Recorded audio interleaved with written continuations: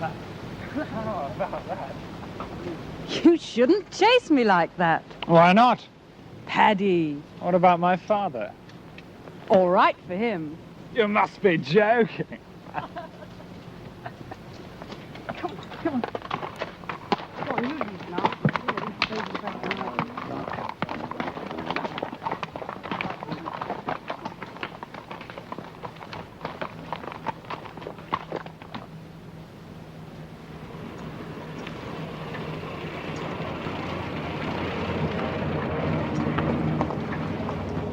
Good morning, Mr. Fawcett. Morning, Mrs. Braddon. Is this Miss Nielsen? Yes. You're a very lucky young man. May I offer you my congratulations? On what, Mrs. Braddon? I read about it in the Gazette. But it didn't say when, Mr. Fawcett. No. But thank you, Mrs. Braddon. Bless you.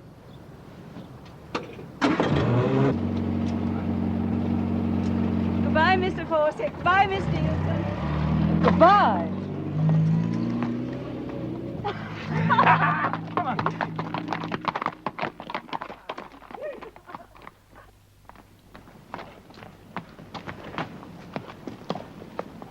Morning, Fawcett. Morning. Come.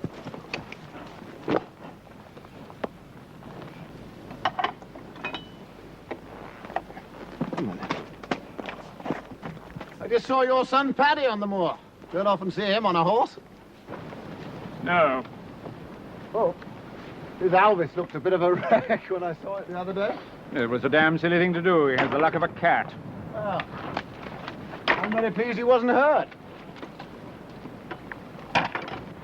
Did he have a word with you? Just now? No. He seemed rather occupied. He's got an action against your newspaper. He should have told you. What kind of action? Well, in my day, we called it slander. Printed in a newspaper, I believe it's called libel. Well, when was this? Last week. I didn't see it myself till he pointed it out.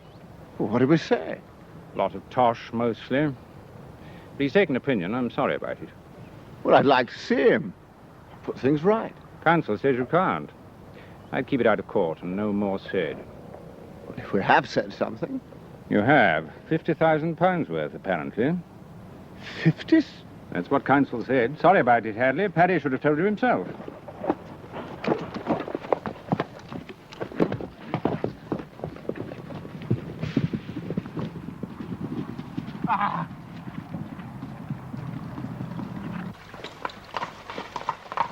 Isn't it a beautiful spot, Mum? It didn't say when, Mr. Fawcett. She read it in the Gazette.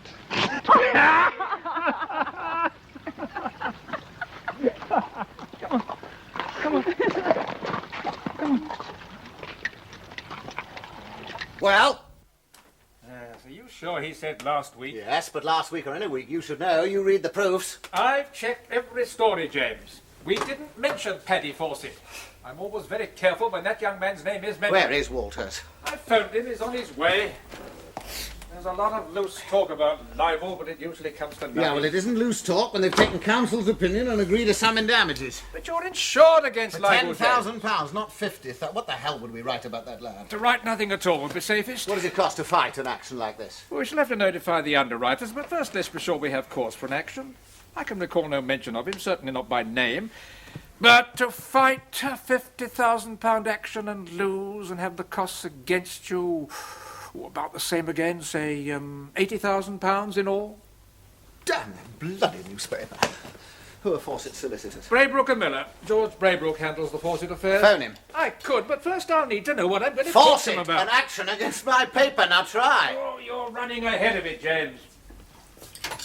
Get George Braybrook, please. No, don't get him now, but I may wish to speak to him later. Well, about time. Come in. Well, did we mention Paddy Fawcett? Yes. The woman's page? Yes, Well, where is it? just there, 3 little paragraphs between a concert and a feminine touch. Well, did you read this in the proofs? I don't usually look for libel among the week's recipes, James. No, I don't recall reading it. Well, is it libelous? I shouldn't have thought so. Forecasting a marriage, this can be dangerous ground, but it's only if it's wrong and not worth 50,000. All right, then, let's take it bit by bit, and I want your opinion, precisely. Now then, the first paragraph. This week's chit-chat among the many friends of Paddy's in inverted commas. Why? His full name is Richard Douglas Fawcett. His friends call him Paddy. It's usual to put it in quotes. Here, you read it. This week's chit-chat. Among the many friends of Paddy Fawcett, it is said that he may be about to settle down and choose a house in the country. The family have 2 dower houses from which he can choose, and the only problem seems to be which one. Well, is there anything in that? No, it's rather kind to say he's about to settle down. Is it accurate? Well, we say he's got many friends, as some who dispute it. Second paragraph. The lucky girl, say his friends, is from the south. 22-year-old Gwen Nielsen, daughter of airline pilot Captain Alan Nielsen. Paddy is 26 and a bit of a high flyer himself. We mentioned the girl's name. Well, that's not unusual in the story of a possible marriage. A bit of a high flyer? Reference to the airline pilot, as you say, that's harmless. Well, Paddy Fawcett has flown a private plane, it is said. Go on. Close friends say that it is quite a first-sight affair, always together, dancing, dining, Oh, for moonlit God's drives. sake. You have to print such rubbish. Rubbish is not actionable per se, James. We're here to test a light. Yes, well, it makes me sick, I'll tell you. Yes, and that isn't actionable either. Will you allow me to concentrate? Go on. From the beginning, since it makes you sick. Close friends say that it is quite a first-sight affair, always together, dancing, dining, moonlit drives, long weekends with mutual friends, and a trip to a fashion house in Paris. Their closest friends just can't wait, and they watch with keenest interest. I'll keep you in touch. Yes, well, it might have been better without that last paragraph, thank you. I can't say anything actionable. Their closest friends say, their closest friends watch with interest. There's nothing very final, a promise of further news. That's rather safe. Did you write this? Susan Jackson. She's one of the close friends, I presume. No, but she knows 1 or 2 of them. Of course, if it was untrue and if it was malicious... Well, Sue Jackson may be a lot of things, but she isn't malicious. But the facts are true. Yes, as far as they go, that is what his friends are talking about. Yes, well, I want you to find out exactly who these friends are, and I want to know where your reporter got that gossip. I'll ask. Is that all? For the moment, yes.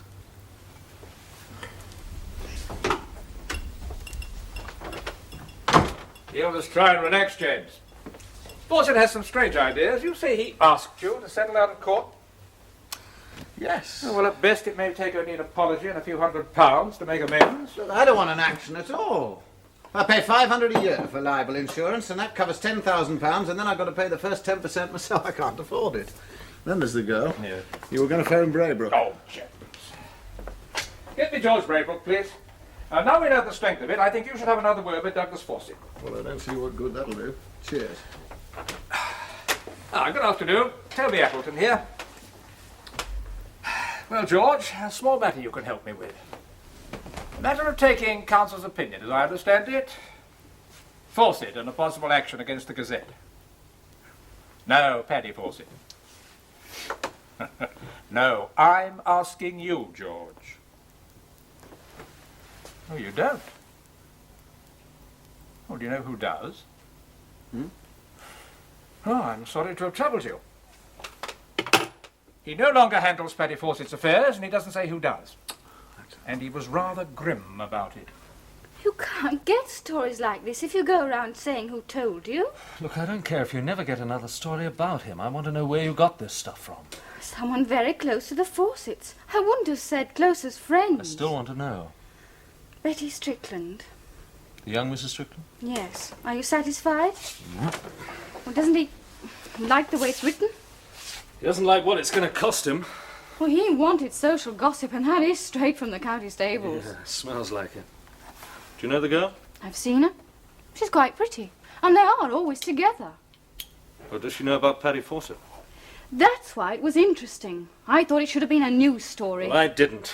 It seemed all right in the county notes. How much trouble. Maybe more than you're worth. So, you're going back to Mrs. Strickland and you're going to find out just how true this is.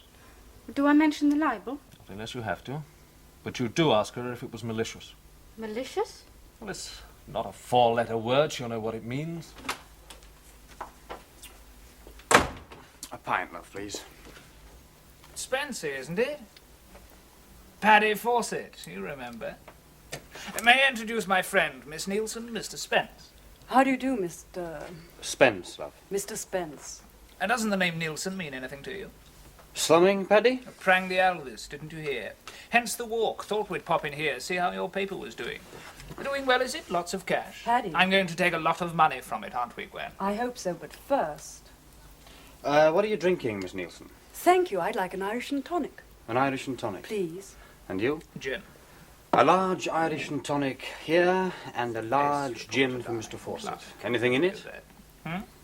Anything in it? That's uncommonly kind of you. I'll have a little of Gwen's tonic. I'll need all of it. Then we'll have another tonic. I do wish you wouldn't take that silly drink. My life, my choice. Come. That, Paddy, is on expenses.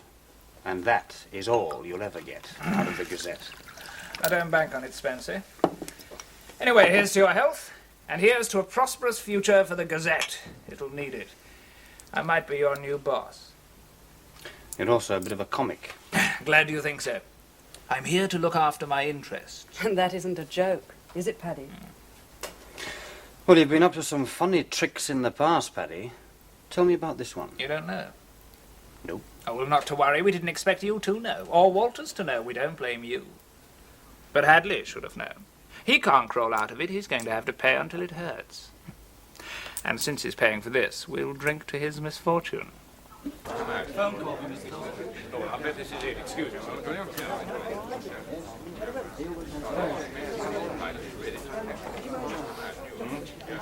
Douglas Fawcett here. Who? Oh, yes. Yes, she's still for sale. Oh, she was a jolly good hunter. When would you like to come over, tomorrow? All right, then the day after. I'll take her out if you like. I'll come with you. Yeah. Righto, 3 o'clock at the stables. I'll tell Davis to have her ready. Right? Till then. Good evening. Could I have a word with you? I've read that piece. I'm sorry my newspaper printed it. The style was a bit trashy. I take it was the style that gave offence. I don't give a damn about the style of your newspaper. On your own? You know, I don't see that it's as serious as you suggest. Even if they're not getting married. When did you leave the county, Hadleigh? 52. Then you must know. Have you spoken to Appleton? Yes. Then I suggest you have a word with your uncle, Colonel Chamberlain. All right. Now, look, I've said I'm sorry, but even if they're not getting married... I will not have it discussed in this club. See my son's legal advisers, keep it out of court, and don't talk about it. I'll hear what they have to say, yes. Now, look here, Hadleigh, I don't want this to become a personal issue. It's against your newspaper, not against you. Perhaps you'd care to join us for a drink. Not at the moment, thank you, no. As you wish. Well, I think I've sold that old hunter.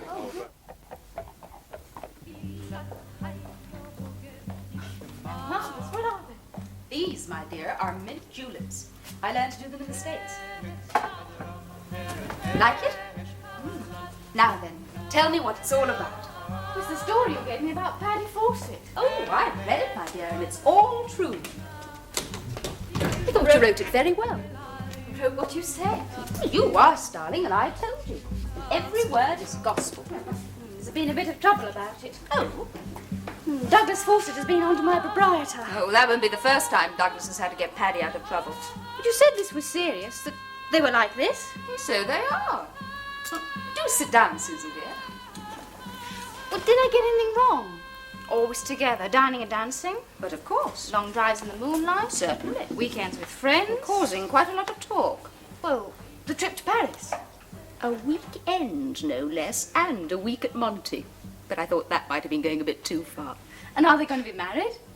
Ah, well, that is the $1,000 question. That's exactly what all their closest friends are wondering. God forbid, but I am one of the closest. I've got something to show you, Susan. Oh, hell, where has she put it? Don't you find Italian servants maddening? Very good in restaurants, of course, but... Ah, here we are. Now then, I think we should find it somewhere together. Let's see. I think I put it somewhere in here. Oh, yes, there we are. Now take a look at that. You couldn't get much closer than that, could you? Can I take this? Yes. Yes, you can keep it. And if anyone says you're wrong, well, you can show them, can't you? But are they going to be married? Oh, I shouldn't think so. But what about choosing a house, the dower house? We shouldn't say marriage, my dear. Oh, did you? Well, I was to ask you, could this be in any way malicious? There is another word for what the article suggests, but it's not one I really like to use.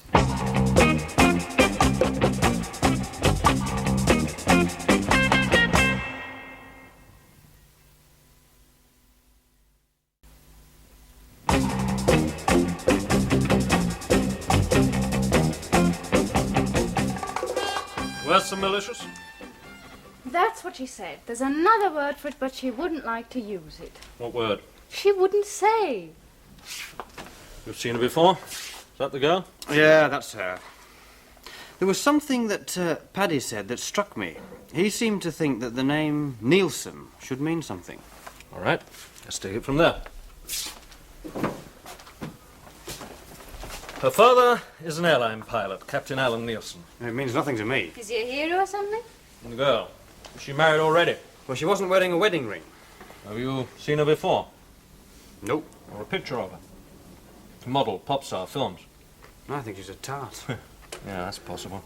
She's been in that sort of trouble before. Well, come on, love. What else did she say?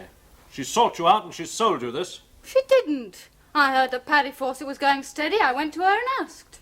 You went to her? Well, yes. Well, as far as I'm concerned, the whole lot of them are absolute.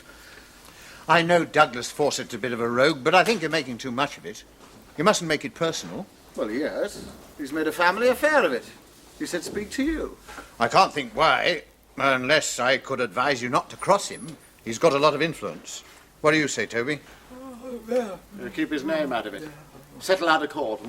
He'd expect that from you. Well, he's not going to get it. I'm not that easily influenced. Douglas has had his troubles. Yes. Paddy. Paddy got mixed up with one or two foreign girls. His father had to buy them off. Cost him a bit. And now he expects me to buy one off? You published the story. We have to pay for our mistakes. It's more serious than that, you know, James, buying off a girl. How often's this young man been in this kind of trouble? All the time. They weren't always outsiders. There was one of the local girls, Colville. Later she married Jim Strickland. Well, that's the girl. It was his Mrs. Strickland who gave us this story. Quite likely. They're very close to the Fawcetts. Well, what happened? 11-4. What happened? Well, it was a year or two ago. Same old story. The father had to foot the bill. Now, judging from the sum named, he wants to get him off his hands. Well, at my expense, if that's it, I'll fight it. You said you couldn't afford to. I can't afford not to. Remember, I'm on the bench. I don't want the family involved in a scandal. I don't know that it is a scandal. That price it must be. Look, Uncle, Fawcett said speak to you that you'd know about it. Well, tell us. Now, not very much to tell. It seems that Paddy's just a chip off the old block. That's why Douglas protects him. Julia wasn't his first wife. She was his second wife, you know. Yeah, I didn't. Seems his first wife couldn't stand him. She pulled out and ran off. Quite a scandal. About the end of the war. Your aunt will remember it. Oh, what will I remember? Put it down here, Joan, please. Oh, just a moment, dear. Thank you, Joan. Douglas Fawcett, that first wife of his, ran away, didn't she? Yes, Robert. A black, white, or with cream, Mr. Appleton. Cream, thank you. What do you remember about it? Oh, is that what you've been talking about? I thought it was business. James wants to know. Sugar... Well, why, James? Well, he's had a bit of trouble with Douglas. He just wants to know. About his first wife? Well, about his troubles, yes. Well, if she was one of the Johnson girls, perhaps you wouldn't remember her. Mary Johnson, rather pretty. Yours is black as usual, isn't it, dear? It was early in the war, a services wedding. And it wasn't her fault, Robert. It wouldn't have lasted anyway. Wartime weddings were always rather hasty, I thought. Black for me too, please. So she ran off? Oh, that was some years later. Paddy was born in 1943, I think. She didn't leave him till the end of the war.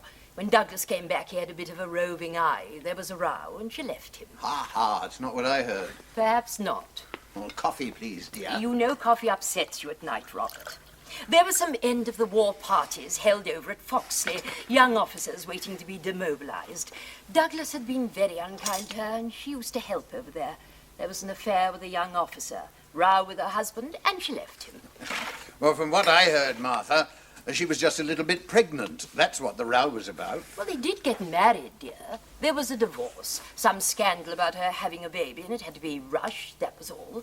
And Douglas Fawcett married again. For my money, she got the best of the bargain. Handsome young fella, fine war record, DSO, DFC. You couldn't blame her. He was a Squadron Leader Nielsen. Mrs. Chamberlain?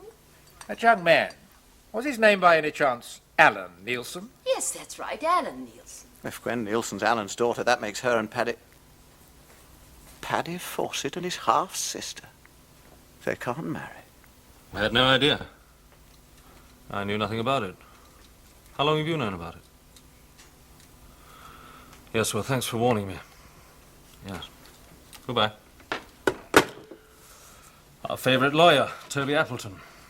Now we know. What do we know? That word that your friend Mrs. Strickland didn't want to use. If you'd like to go and cut her throat, I'll give you a knife. Gwen Nielsen and Paddy Fawcett share the same mother. A divorce from this revered county. She's his half-sister. She put you right in it, love. And to make matters worse, she gave you this to show around. She's a thoroughgoing bitch.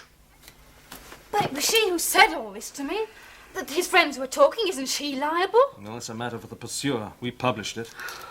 How was I to know, did you? Well, we weren't expected to know, but ignorance is no defence. Seems Hadleigh should have known. His family knew. Why do it to us? Why not one of the dailies? That's where the money is. Hadleigh's got quite enough to satisfy the Fawcetts. I didn't mention marriage. Oh, and that's just about the worst part of it. Seems we were very careful not to use that word. Oh, what did we say? Dining together, dancing together, moonlit drives, long weekend. Well, there's no harm in him dancing with his half-sister. Moonlit drives, escorting her to Paris. Now here's the crunch. We supply an implication. It is quite a first-sight affair. Now, what does that mean? Love at first sight. Yeah, and then the moonlit drives and the trip to Paris. Paddy Fawcett has us right against the wall. Do you think it was put up? Well, it doesn't matter. The insinuation is ours. We can't defend it. We can't even put in a disclaimer. That'd make it worse. Tomorrow, you're going back to see Mrs. Strickland. Should I? Well, it's likely that she'll continue saying what she told us was accurate. So, you ask her where the meetings were held. Will that help? It'll help my peace of mind. I passed it. At least I'll be able to say I checked the facts. You want to take a knife? I always use a hat pin. If you tried to defend such a libel, the damages in court might be penal, especially for a newspaper. An action to settle out of court for £50,000 will be considered reasonable. But he's a young gigolo. Knowing his reputation makes your position worse. You're supposed to read these proofs and keep me out of trouble. That is not quite accurate. I am retained to read the proofs and to indicate any item that may be actionable. It is not the practice to scrutinize recipes, knitting patterns, fashion notes, beauty hints, or the general contents of the woman's page, or for that matter, sports fixtures, league tables, market prices, or anything of that sort. These are for your proofreaders. Yeah, did you read these proofs? No, I did not. Would you have passed them? No. Not for the reason I now know. I wasn't aware of it. But I would have advised on that last paragraph, which happens to contain the libel. Well, did you get them? Were they sent to you? As I understand it, they were sent with the rest of the woman's pay. Well, in future, will you read all the proofs, please? I think we should concern ourselves with the present, James. Who's Fawcett's solicitor? James Burgess. Do you know him? As a colleague, he's not the sort of lawyer I wish to know. Have you spoken to him? Yes. He's going to write to me today suggesting a date for meeting. He's going on the lines that you will make a suitable settlement, and his client will not proceed with the action. What kind of settlement? On counsel's advice, and as Douglas Fawcett said, not less than 50,000.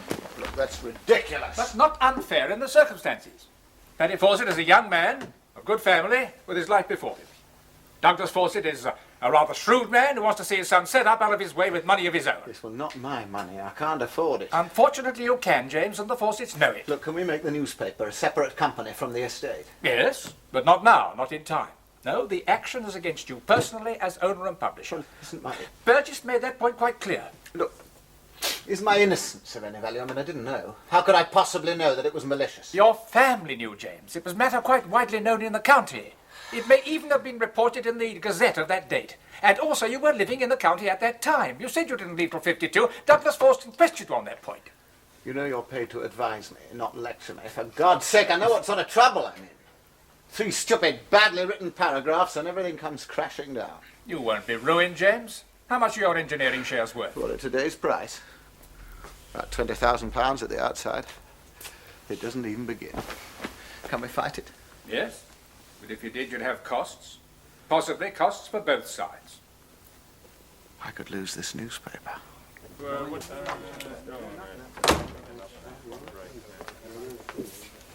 Hey, Dolly. Of. Walters? Fawcett. Did Spence tell you that I pop in to keep an eye on things? Yes. What are you having? Whiskey? Large whiskey. For Mr. Walters, please. I gather you now know what you did. Yes. Not nice, was it? Unchristian. You don't seem bothered. Does it amuse you? Amuse me? No. I was very upset about it. Weren't we, Gwen? Very. Until that nice QC told us how much it was worth. But not to worry, I'm not going to take you for any of it. That's very thoughtful of you. I'm going to keep it with you. I'm told you're a very good editor. Why should that worry you? Because your boss doesn't have much ready cash. Might have to sell a few bits. I might need someone to run a newspaper. Yes. I hear you crash your eldest. Yes. Does it amuse you? Coming back from eating the QC, you know, counting the money, not paying attention. But what's on Elvis? Well, if you sued me, you could have my bicycle. I think we'd get along. It's Hadleigh I'm after. I'd have to sell something. Of course, the newspaper's all right. But I think I'd rather have the estate. It's a nice little place, quite close to ours. Good shooting, good country. You'd have no choice, Paddy. Damages are in cash. Yeah, it's Hadleigh who can't choose. My man says if we took it to court, got a nice old Christian judge, he'd have the hide off Hadleigh. Hide and hoof. I won't, I'll be kinder. I'll just say I'll settle for this or for that. He has no choice. Hadleigh isn't such an easy touch. We'll see. And then, there's my sister. Half sister. I think I'll have the estate. Hadleigh's place. Compact, 2 farms, good land. Joins yours, doesn't it? Suit Paddy. Excellent position. Yes. Is it on the market? Not yet. Oh. Thinking of buying it? Depends on what you give me for the mare.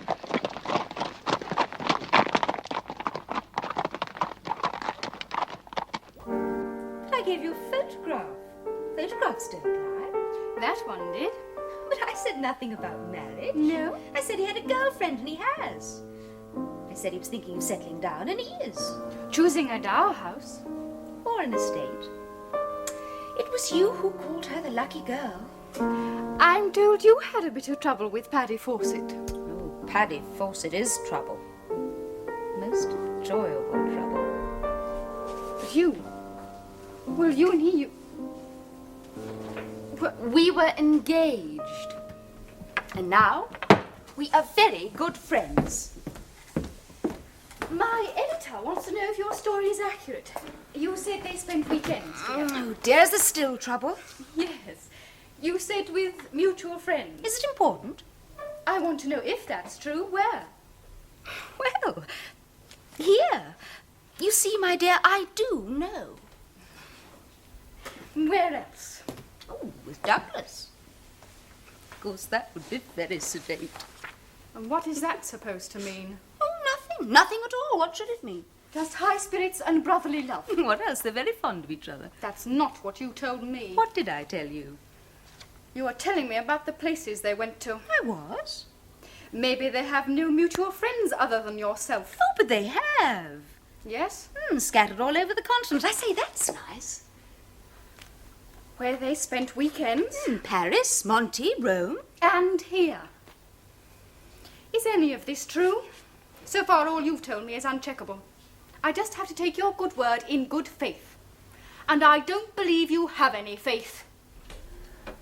Oh, Susan, that does sound serious. What do you mean?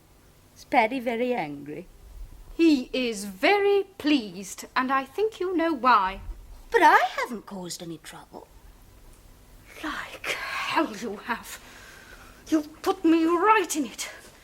If you've been making this up, I can hot it up for you. Look, there are plenty of witnesses to prove that I haven't been making it all up. Paddy and Gwen have been larking around for ages. Name one witness, one place where they've been together. The Royal at Foxley. When? Earlier this year. The night before the Hunt Ball.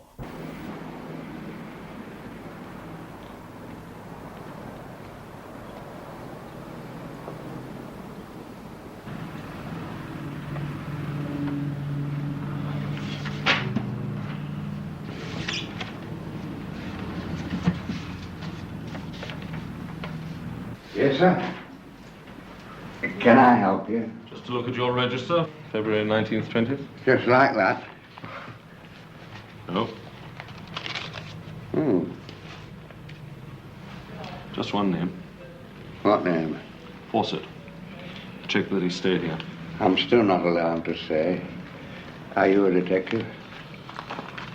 No. How would you like it this afternoon? Where's your day off and where do you drink? I'm off tomorrow afternoon, sir. I drink at bowling club, Flatley Lane, Crown Bowls. And if it's raining? Same place, snooker. What do I ask for? Ken. Just ask for Ken.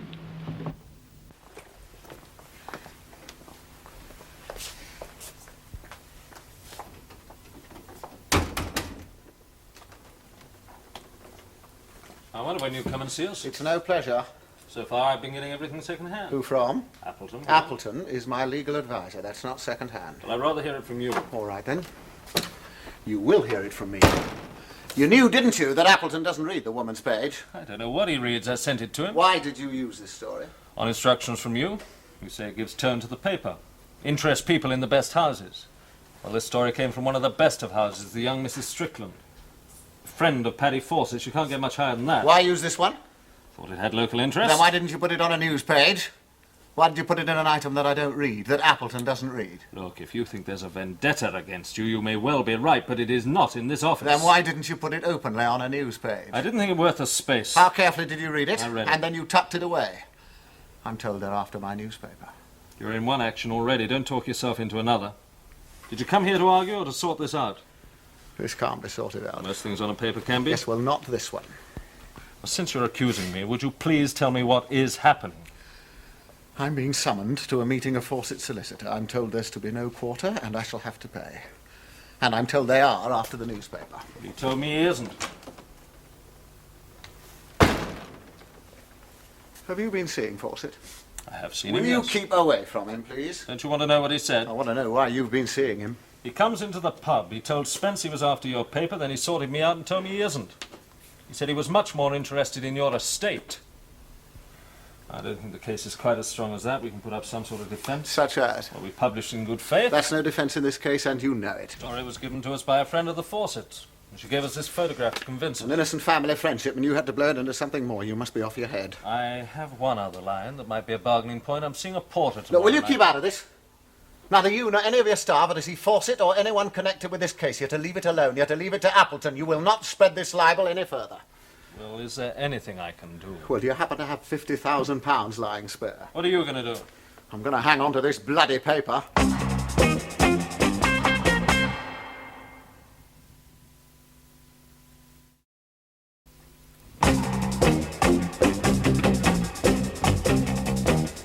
I'm insured for 10,000, and the shareholding should be worth 20,000 sold as a block. Well, that leaves £20,000 to raise, or the offer of it. Don't look at me. I could manage a few thousands if that'd help. Aunt Martha? You could try. I'm sure she'd buy your shares. It's no good her buying the shares. I want her help to scrape up the rest of it. You can't do that. The shares are a family holding. You can't sell outside the family. You'd lose your directorship, you mean? If you must put it like that. Yes, your aunt wouldn't like it. We'll all just have to like it. It's the only way I can get clear. I'm selling the shareholding, and I'm relying on Martha. You are her heir, James. She wouldn't like you to sell. Those shares came from her brother, your father. Would you know anybody else who's likely to stand me in for £20,000? You could make the newspaper a company. You could sell that, or part of it. No, I'm keeping the newspaper. I just have to raise £20,000 on the estate. A mortgage? Your father would be shocked. How long have you had the estate? 6 months. And now it's going to be in mortgage. You know, your grandfather brought that estate. He treasured it. Your father nurtured it. He planted the trees, modernized the farms for you and your sons. And already you're thinking of mortgaging it. It's death, James. They never come back. Yes, well, that's my problem, and I'll deal with it. The Fawcetts aren't getting it. There's a much better way to deal with it. Yeah. Sell the shares to your aunt. Keep them in the family. They'll come back to you in her will or sooner. And on top of that, we could let you have £10,000. You could raise the rest from the newspaper. No. Well, it'll get you into trouble again. I wouldn't keep it. I'm keeping the newspaper because I need it.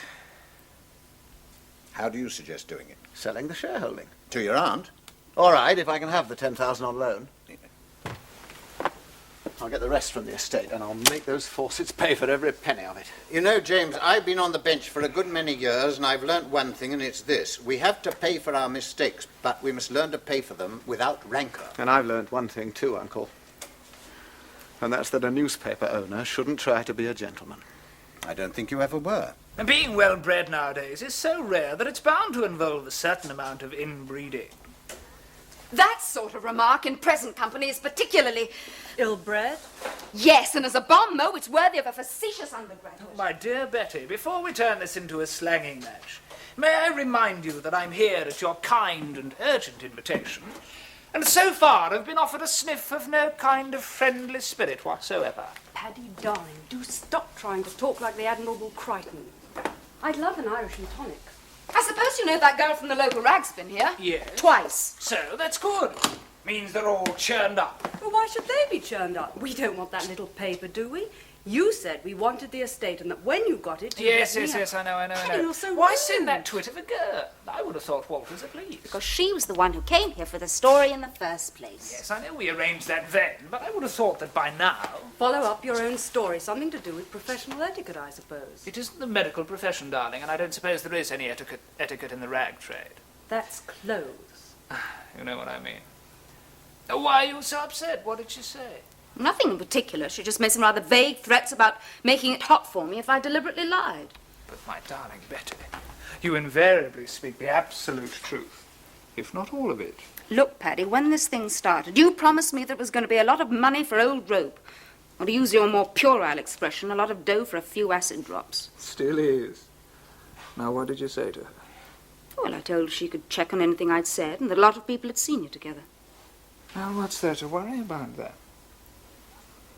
We're very fond of each other. Nothing wrong in that. Where did you tell her to check? The Royal at Foxley, for one. What happened there? You got stoned and had to leave. Oh, yes.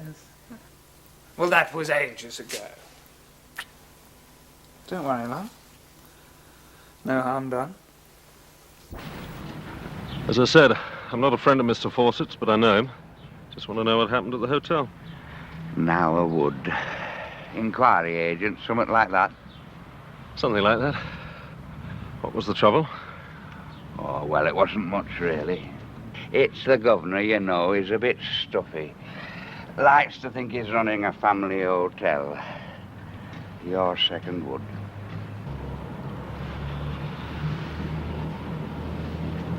But no nonsense. Any number of Mr. and Mrs. Smiths, you know, Joneses, you name them. But no nonsense.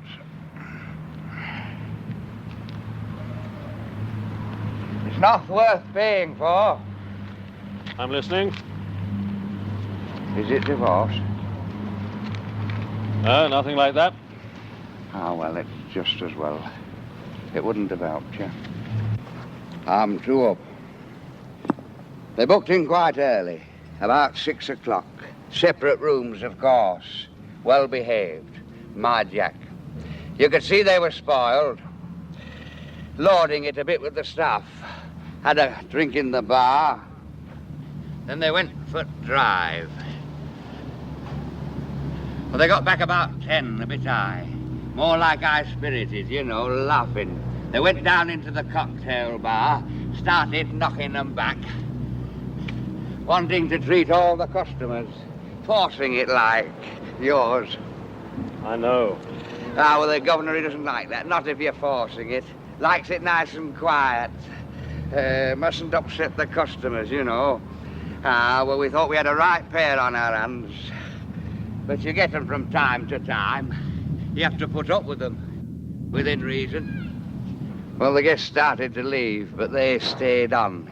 Kept the staff up late. We are guests, we have our rights. A bit of horseplay, like. That's close. There's nothing in it, really. Still listening? You would. The governor was tipped off, so he came on down to keep an eye. They went out to the reception, packing it in like, seeing as how the manager had come down. There was a bit of horseplay at the desk with the room keys. They were switching them round. He was doing it, pretending to get them mixed up. Well, the governor won't have that. It's a family hotel. Boy and girl kidding around with bedroom keys was too much for him, so he called Mr. Fawcett over, asked him to leave. That's 1 to you. That's 2-1. The girl can stay, but he must go. Was there a fuss? No. Your Jack. He didn't seem to mind. He wanted to shake hands with the manager. He even shook hands with me. Now I would. He went out, jumped into his car and drove off. Drink? Well, he had a bit of a load. Is that what it's all about? Was he pinched? That was a bit wild. It wasn't our fault, the manager asking him to leave. He didn't complain. He just went. It isn't that. Doesn't seem very important. Ordering him out? Yeah. It happens. Your turn. Why did you want to know?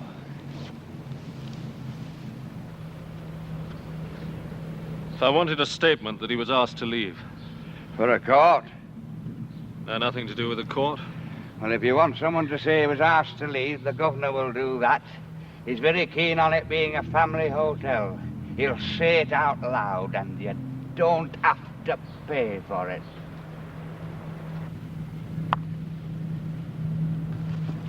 What was the girl's name? Miss Nielsen. And the manager was a Mr. Paul, I believe. That's right.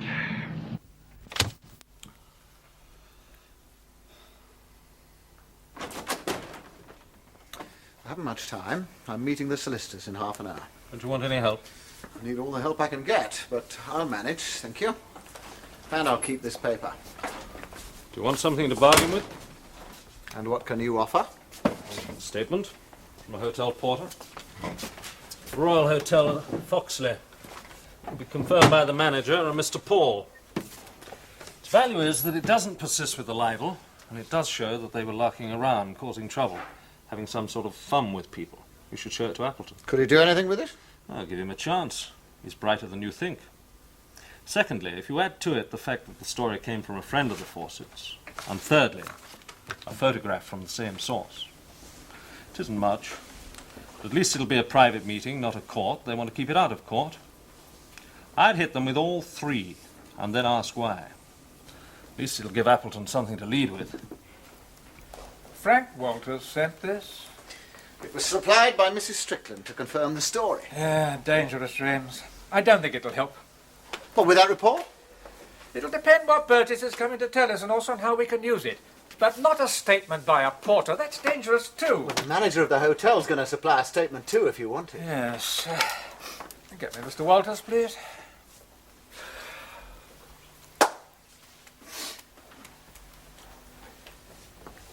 Well, can you use it? Oh, Appleton here. Frank, About this statement by the hotel porter, are you sure the manager will confirm it? But it must be a statement by the manager and no one else. Thank you. Well, can you use it? It'll depend upon what Burgess has been told. It may be something to bargain with. We will see how it can be used. If Walters knows what it... Hello? Oh, ask him to come in, please. Pity. We needed a little more time. Now, just you take it quietly, James. Don't answer unless I ask the question. Let me make the running. Mr. Burgess, please come in. Mr. Appleton. My client, Mr. Hadleigh. Mr. Hadleigh. Mr. Burgess represents Mr. Fawcett. A glass of sherry wine, Mr. Burgess? No, thank you. Then, if you will very kindly sit here.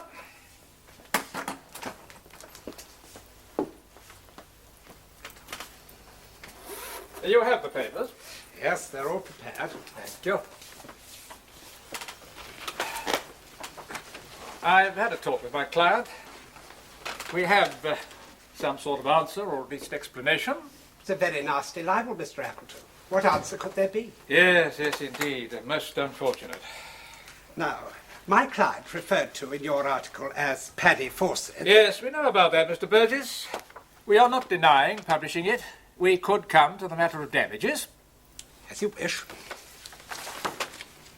As you now know, by the very nature of this libel, my client is denied the usual satisfaction of a published apology. However it was phrased, it would tend to repeat the mischief. We therefore ask that there be no further reference to the libel. In these circumstances, counsel has advised that damages be sought in the sum of £50,000. It is a large sum. It's a scandalous libel. An association between a boy and his half-sister. In court we would ask for more. Yes, we differ on one small point, Mr. Burgess. Surely my client should be allowed to make a disclaimer, at least to say he was not aware of the circumstances. In view of the relationship, I'm afraid we couldn't allow that. Particularly in view of the special relationship. My client ought to be allowed to state it was an honest mistake, made in innocence, and that the implication was in fact preposterous. It may be preposterous, but it was also scandalous, and it may have been malicious. As I understand it, your client had reason to know of this relationship. And it may be that he did. Will you take my word for it that he did not? I'm here to reach a settlement with you. Mr. Hadleigh is the owner of the newspaper, not the editor. I notice the action is against him alone. The newspaper is not owned by a company. It is owned by Mr. Hadleigh. Yes. Have you seen this photograph? It was supplied by a Mrs. Strickland, who I believe is a close friend of your client. Our answer is that the libel originated with her. We would consider calling her as a witness, by subpoena if necessary. Do I understand you intend to fight this? If necessary, if we are denied the opportunity of asking certain questions. About this? The court might decide you were misusing it. It may be that we are being misused, Mr. Burgess, and we have a right to ask if this is so. I have a statement by the manager of a hotel. Now, we are admitting a mistake. We will withdraw all these unfortunate misunderstandings. We are prepared to do what we can in damages to put it right. But we want to know why the manager of an hotel, and an experienced manager, was also deceived by your client, to the extent that he withdrew a bedroom key from Paddy Fawcett and ordered him from the hotel. And that key was for the bedroom of Miss Nielsen.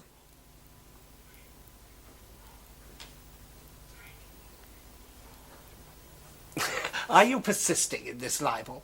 No, but we think it is a question that must be asked. Why your client behaved in this way, and whether he wished a wrong conclusion to be drawn. It occurs to us that if the hotel manager had made this conclusion and spoken it, it would have been actionable. Was your client looking for an action? We must ask. May I see the statement? When we have taken counsel's opinion on it, and also on the fact that it was supplied by your client's close friend. And we shall also want to know how she came to be supplied with this photograph, apparently taken abroad somewhere. You're taking it to court? Subject to our counsel's opinion, and if we must. But we would much prefer to accede to your client's request to settle out of court, and I'm sure he would prefer it too. Now, will you tell him of our offer? What damages do you offer? £2,000, and we think that is generous. I must put it to my client. Yes. Tell him about the hotel manager and Mrs. Strickland, and we will accept it as a prank. 2,000. And that settlement must include the girl. I would have thought that a more generous offer. Good day, Mr. Burgess. Mr. Appleton. Will he accept? Yes, it was easy to see our information was quite new to him, and counsel never like to have facts in the case withheld from them. I want a drink. Of course, James. Worry about it? Pour me a glass of my sherry wine. I've just saved your estate.